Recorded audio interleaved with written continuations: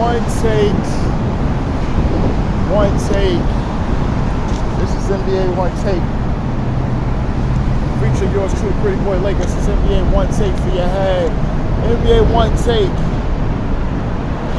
for your brain. Coming to you live from Red Hook, New York. This is NBA One Take. August 8th, 2023. Now,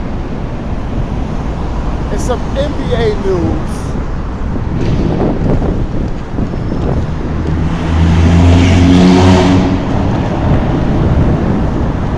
Mark Jackson was fired by ESPN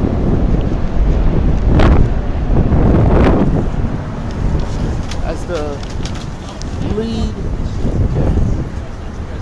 color commentator for ABC and ESPN. And this is coming following the aftermath of the ESPN on-screen talent huge layoffs, which saw his also counterpart Jeff Van Gundy lose his job as well.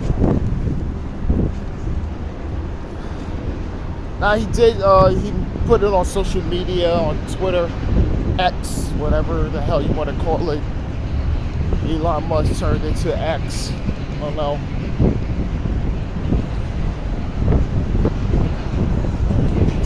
Yeah, it's fucked up. And so now he made a statement, and we're talking about he's gone.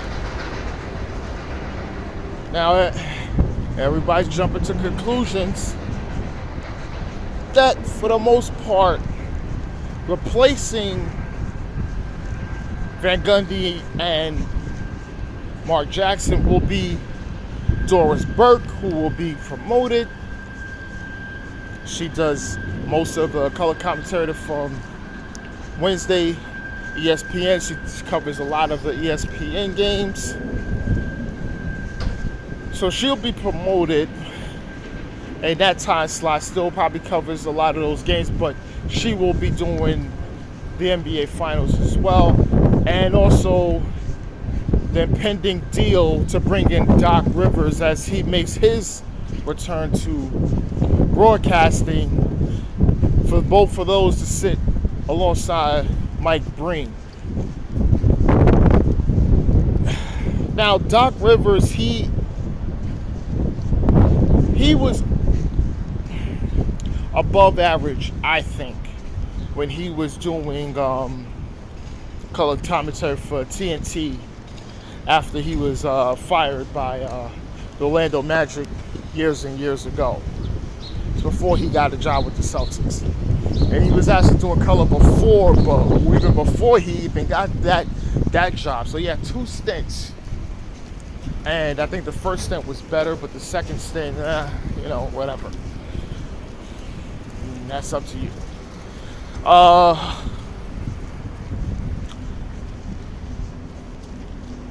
I'm kind of torn on this one because if you listen to a lot of my videos just pertaining to a lot of the rumors, when it says, oh, Mark Jackson, and I talk about the national media, and a lot of people talk about Mark Jackson. He needs to get a job, and his things he did in Golden State. I didn't try to give him too much credit for that in Golden State, even though he was the head man. But I did explain to them behind him was a very slew of really good assistants and things like that. And Mark Jackson was mainly a figurehead. But when we talk about in-game adjustments and things like that, I think Mark Jackson was really in trouble. And then that's, that and with other reasons, that's the reason he was terminated from his position with the Golden State Warriors. So I've always thought that, yeah, he should get another job. But that outcry that he should get one of the jobs and play with these superstars because what happened in Golden State. No, brothers, no.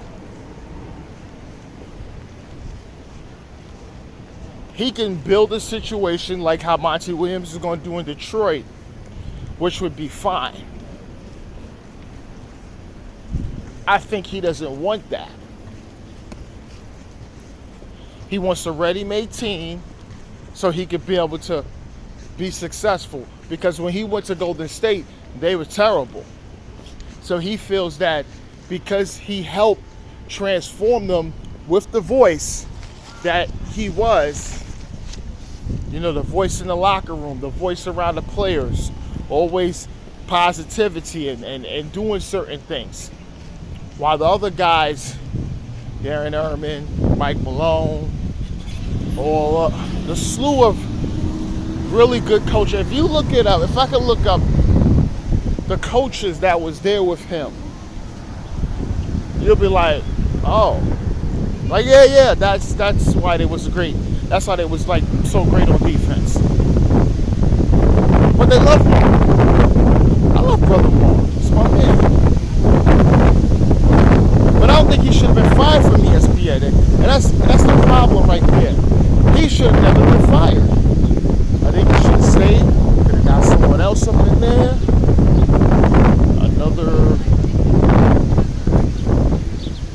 Could have got Doc with Mark.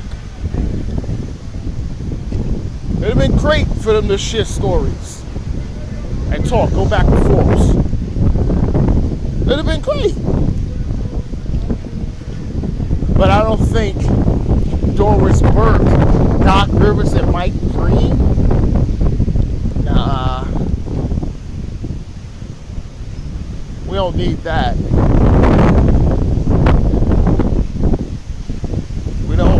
We don't. So, and they talk about, you know, you got podcasts that talk about, is it going to be relatable? You know, he was tired of Van Gundy's, you know, bitching and moaning and everything, always, you know, talking to down low players and certain things that's happening on the league, you know, and Mark is giving, you know, that combination always was good. So, I don't know. We will see. We will see. Because I mean, I know Doc maybe sometimes think, you know, but we'll see. We'll see. But Mark Jackson, no, he don't need no job doing something for another network. Mark Jackson needs to coach. He wants to coach, and he can coach.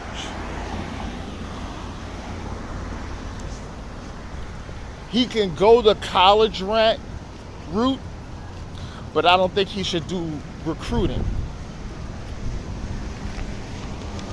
Or possibly do the recruiting, go to the parents' house and speak to them and things like that. I don't know. I think that's an option for Mark. I think he'll be good at college. He'll be great. He could be able to do that and, you know, be successful. You know, you could do that. But I think in the NBA, if it's something rebuilding where he has to really get the attention to players, and because if he comes in a situation like he's dealing, say for instance he's dealing with someone like Embiid, right? Or he's dealing with someone like Tatum, right? Or he's dealing with just a top player that's looking for a championship, or a player on the cusp of what can he do, or Ja Morant. What is he that guy to get them over the top? Or he can build from the ground up and get a team going.